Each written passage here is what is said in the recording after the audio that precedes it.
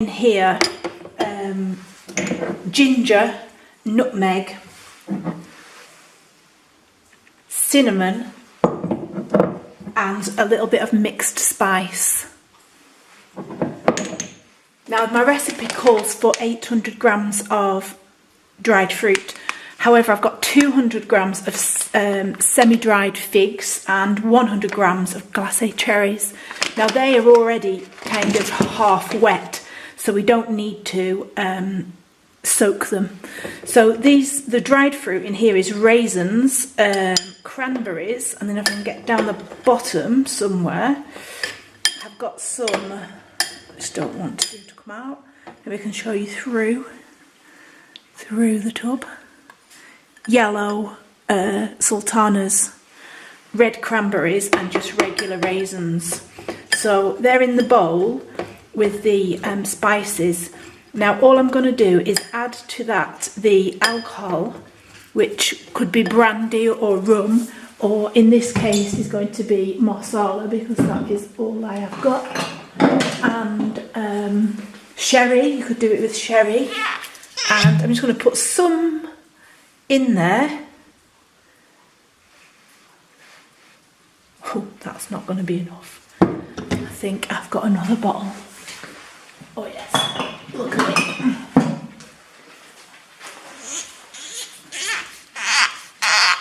Ooh. Okay, some marsala. Now usually you'd leave that soaking and soaking and soaking for weeks, or you'd make your cake months before and then feed it with syringes and what have you, because this fruit is so dry. It's hard to chew. It's going to make a hard cake. It's not going to. You want the fruit to absorb all those spices, and you want it to absorb the alcohol and not be dry anymore. Be more on your semi-dried to give you a nice moist cake. Now the reason I'm making my own cake is because I don't like mixed spice. So I'll shut that door. You can see a bit better. So you can see there, hopefully, bottom of the bowl, some liquid, and all I'm going to do is put that for a couple of minutes in the microwave to heat it up and allow all the dried fruit to absorb the alcohol. And I'll just do that a few times, and then once it's all absorbed, I'll leave it to cool, and might put a little bit more in, and then I can add that to my rest of my fruit and my cake mix to make my cake, and that saves you months of soaking your cake. Okay, so I'll get on with that and I'll get back to you. Okay, so I'm just doing the same thing here with some the last of the cranberries, again marsala, and some cinnamon, and I'm just going to do this to add into some ready-made mincemeat to make it a bit more festive and a bit more brighty, obviously with the red of the cranberries, but they're just too dry. They're way too dry, so quickly get them moistened up by putting them in the microwave. Okay, that's the fruit out. Put those in. Now don't forget, because obviously it's alcohol in there, you can't leave it you know, stay right by it. But the alcohol's heated up, the fruit is heated up, and even after just one go round, that fruit is nowhere near as dry as it was. It's already moistened up. There's still some liquid down the bottom, so I'm going to put that back in again and give it a chance to even, you know, moisten up even more. Probably you might not be able to tell on the camera of how not dry they are. Oh, they taste nice. A little bit more cinnamon, I think, and a bit more ginger. Okay, so the fruit, because it's a smaller amount, is now boiling. So I'm going to take that out. You really don't want alcohol boiling in your microwave unattended. So those dried cranberries can just sit in there, and they'll just, even overnight, they'll absorb it, but you're not having to wait for weeks. They'll absorb the liquid. So I'll come back probably tomorrow to those, cover them up and let them soak overnight. They'll be ready to go into the mince pie mix and make it a lot more festive. Okay, come back to you when I'm doing the cake. Okay, so today I'm making some Christmas cake, and obviously it's the 3rd of December. Usually you make Christmas cake months beforehand, feed it with alcohol. However, I haven't got time for that. So I'm going to make it today, but it'll be really, really nice. I'm using the Bero book, which you can get from their website, really inexpensive. And basically it's got every recipe you could ever want in there, really. Well, you know, the good ones. So for this Christmas cake, I needed 800 grams of dried fruit. So I've changed it and put the things I like. So I'm not using their mixed peel, but I am using dried figs, well, semi-dried figs. In addition to that, 300 grams of self-raising flour, 1 5mm spoon, which is a teaspoon of mixed spice, although that might be Chinese 5-spice powder because it's not actually marked on the bottle. Anyway, 100 grams of ground almonds, 200 grams of butter, 200 grams of caster sugar, and then 4 eggs. And the 800 grams of fruit. So instead of making a big Christmas cake, which I usually do, I usually make a big round Christmas cake because I've got a round tin. And then once it's cooked, I realise I've only got a square box to put it in. So I cut the edges off and eat them. So instead of doing that, what I'm going to do this year is use some of these little paper cases from IKEA. Well, they're quite big actually. They're much bigger than an average cupcake, kind of wider but flatter. So I'm going to make Christmas cake in cupcake cases, and then I'm going to take it to my friend's house and give them away, because otherwise I'll just eat the whole cake. So I'm going to just move the camera down and show you the dried fruit that I started yesterday. So it's been soaking overnight. So here, bring it closer. This is a yellow raisin, and this is a squashed one that's been, you can see it's puffed up quite a lot, it's a lot softer. And then a dried cranberry, which again is puffed up. And then this is just an ordinary regular raisin or a currant, and that has gone, again, is squidgy. So that's going to go all this, I'm not putting any dried fruit in, it's all squidgy, which has been soaked. So here it is, the soaked version. Now I did soak some cranberries as well yesterday, which they've been overnight, and I'm now going to put them into a jar of shop-bought mincemeat, and that will just make my mince pies, which I'm going to do another day, much, much nicer. Obviously, because all this fruit is soaked in alcohol, it'll last. It's like a preservative, so it'll last a lot longer. So these are the semi-dried figs that I've just chopped up, and some glacé cherries that I've also just chopped up. So I'll just mix all that, all the kind of dry ingredients, the sugar, the flour, ground almonds, possibly Chinese 5-spice powder. Obviously I wouldn't recommend that, but once it's in, isn't it? Mixed spice you're supposed to use. Mix all them dry ingredients. Then I'm going to add in my butter, which I've melted in the microwave. Yeah, you can see that. Because room temperature here is 14 degrees C, so it's never going to be melted enough. Mix that in.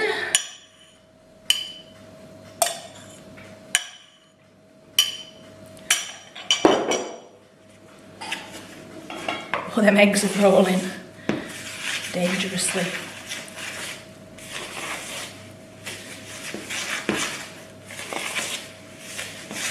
Right, that butter isn't hot, it's just slightly melted. You don't want your eggs going in and ending up cooking.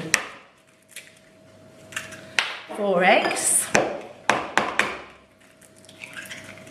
So what I'm doing, I'm putting the eggs, the butter and the dry ingredients, mixing them into a cake consistency before I put the dried fruit in, because if you put the dried fruit in, it can get bits of powder, the powder of the flour can not quite get mixed in. Just a lot easier to mix it in like this. Now the Bero recipe actually asks for you to put milk in as well, but because I've put so much alcohol in and fruit, you've got to be careful that you're not adding too much liquid. Obviously, if you've got access to like a brown or a demerara sugar, I would prefer myself to use that. See, that doesn't need, it's quite thick sort of cake mixture consistency. But once we've got all these bits of fruit in, I mean, we can have a look and see what we think, if we need any more liquid. But I think myself it's going to be okay. Also, because the fruit is like swelled up, it takes up more space. So you might find that you feel there's not enough cake mixture with all this fruit going in. I mean, this is a lot. I've also put the spice on the fruit while it's soaked.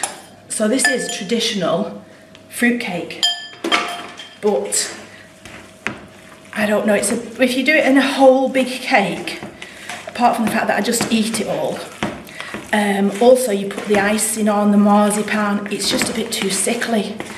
Where like this, it's just enough. So I'm hoping, this is the first time I've done it in the cupcake, by the way, but I think it'll be, it's not something you're going to want every day, because obviously it's going to be quite rich, but because it's made with butter, it will keep like your regular Christmas cake. So it's just all the ingredients you would put in a regular Christmas cake, but you've just microwaved that fruit in the alcohol and let it soak overnight. So that will allow it to be really, really juicy.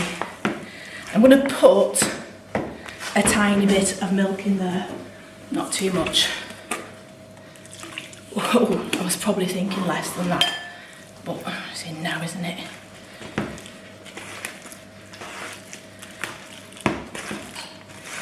Just so that it's loose enough to actually get it out of the bowl and into the cases.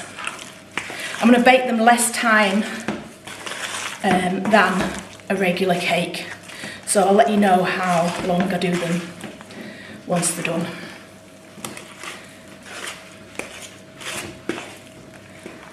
That's better. Okay, so now I'm just going to put those into the cupcake mix cases. Now don't forget, it's not going to rise up like a regular cake would do, because it still is Christmas cake. So you do need to put enough in there. It's too heavy with all the fruit. There's no way that's going to rise up and make a big, like a muffin type top.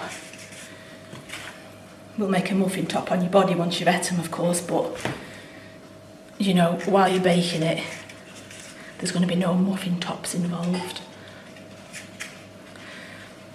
Move that one up a bit. Okay. So I'll get these in the oven, and then once I've got them out, well actually I'll fill these up a bit more so you can see.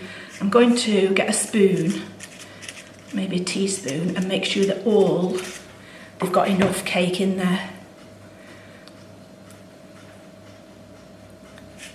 There, that's a bit better. And make sure they're flattened down a bit. Right, I'll come back to you once they're cooked and I'll let you know how long they took. Okay, just quickly to let you know, I've put the big cakes in the oven and I've done some little tiny ones as well, like canapé size, but they won't fit yet, so they'll go in later. And I just wanted to show you all the dishes. So this, which has got sticky alcohol cranberry juice in it. This, I've used a spatula to get most of the cake mixture out, but there's still quite a bit of cake mixture in there. And if you haven't got any children to lick the bowl out for you, don't worry. I mean, there's quite a bit of butter in there. I might try and get rid of that. But otherwise, all this lot just goes straight in the dishwasher. I don't pre-wash any of these things because the dishwasher will pre-wash it for you. So I just put them in straight like that. Sticky, sugary, alcohol-y. I'm going to chuck this butter, or I might give it to birds. Give this butter to the birds. But the rest is just going to go in the dishwasher. The dishwasher will pre-rinse it. It will then empty out all that dirty water. It will then refill and put the soap in. That's when you hear the soap fall from the door in the second part of the cycle. It's already got rid of that dirty water from the rinsing, and it's now just cleaning. They'll come out absolutely fine. There's no need to pre-wash things when you have a dishwasher. If I didn't have a dishwasher, I'd be eating packet Christmas cake now and picking the mixed peel out. All right, get back to you when they're cooked. Oh, hold on. Okay, we're back. So the Christmas cakes are cooked, but it's gone really warm here, really warm and sunny. So I cooked them for between an hour, which is the small ones, because the tiny ones need less cooking time. So about an hour on a 150 fan, and then the bigger ones, that's still hot, for about an hour and a quarter, still on the 150 fan. And the Bero book recommends 150 centigrade, that is 300 Fahrenheit, gas mark 2, for 3.5 to 4 hours. Obviously that's for a very big cake, so this has taken a lot less time because they're so much smaller. Now some of the cakes, I'll show you now. Let me move you down a bit. Get that thing moving. Can you see? Okay, here we go. So some of the cakes have kind of gone a little bit misshapen because obviously with a paper case you need it really in a muffin tin. Now these ones which have been, and it's still hot, closer together, they've done better, so they're not as misshapen. But some of these, as you can see, they've kind of stuck together, kind of come out of the cases. I mean, this one, some of them are okay. I mean, this one that's stuck together and broken, and I mean, you can't give that to anybody as a present, can you? I mean, that would just be rude. We'll have to get rid of the evidence. Oh, yeah. I have to keep that one for myself. Now, let me see. What I'm planning to do, oh that's nice. What I'm planning to, I've got these little cupcake boxes. I'm going to put one of the big, nice ones in. And then a couple of little ones. And there you go. Now I was planning to put some icing sugar on the top. Yeah, I don't know if you can see in that little, cute little box. Oh, that is nice. Oh my goodness, that is nice, hold on. Oh, you're very wonky today. Yeah, they're really nice. So you can eat them straight away, you don't need to wait for weeks and weeks. And obviously you're supposed to wait for Christmas.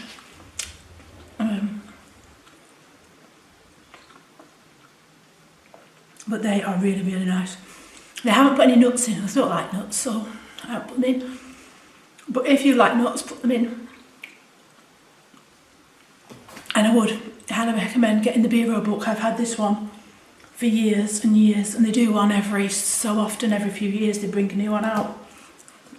That tells you all cakes you can make, pancakes, Yorkshire puddings, all good stuff. So, all those ones that are slightly dodgy, I'm going to eat the evidence, and nobody will ever know.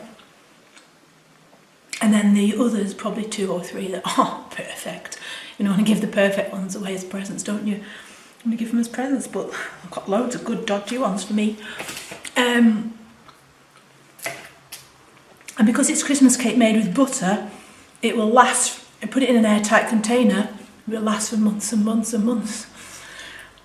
Not in my house, of course, but in normal people's houses. Can last for ages, Christmas cake. Oh, that is so nice. Just eat. I mean, this, you can't give it to somebody, can you? You can't give somebody something like that. Let's just eat the evidence. Okay, have a go at Christmas cakes. Let me know how you get on. I'm going to get a cup of tea. It's a bit dry, these cakes now. No, they're not dry. They're nice and moist with all that alcohol in the fruit. Alright, thanks. I hope you've enjoyed it, and subscribe. Okay, I just wanted to quickly show you. I've wrapped a couple up because they were so deformed. Sorry, should I say rustic, handmade, that they wouldn't fit in the boxes. So I've wrapped them up in a bit of window cling. You know that stuff that you put on your windows to make it so you can't see through them. Wrapped them in a little bit of tartan ribbon with some gold stars. Better if I came a bit closer and stopped wriggling so much. And then the others, I've managed to stack 2 big ones. Oh no, that's just full of little ones.